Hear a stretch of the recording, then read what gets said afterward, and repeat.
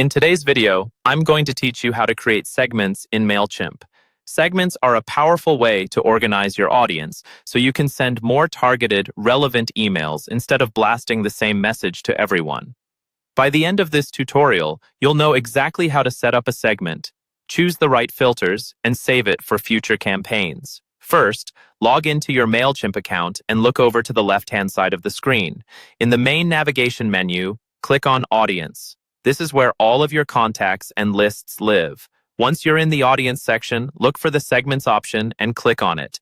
This is the dedicated area where you'll build and manage your segments. At the top left, you'll see a drop-down labeled Current Audience. If you have more than one audience in your account, click on that drop-down and select the specific audience you want to work with. It's important to choose the correct one because segments only apply to the audience you've selected. Now move to the top right corner and click on Create Segment. This opens the segment builder, where you define who should be included based on specific criteria. You'll see an option to select or search a filter. Click into that field and choose the criterion you want to use. This might be something like sign-up source, tags, location, email engagement, or any other data you've collected. For example, you might choose to filter contacts who opened a campaign in the last 30 days, or people who have a certain tag.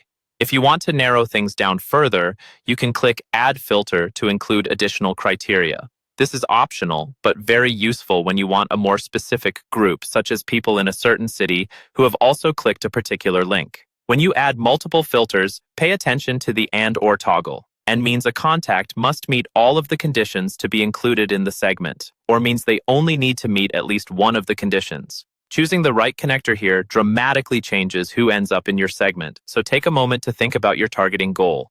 Once your filters are set, review the segment details and make sure the summary matches what you intend. You'll typically see how many contacts match your criteria, which is a good sanity check. Finally, go to the segment name field, give your segment a clear descriptive name so you'll recognize it later, and then click Save. Your segment is now ready to use in your Mailchimp campaigns.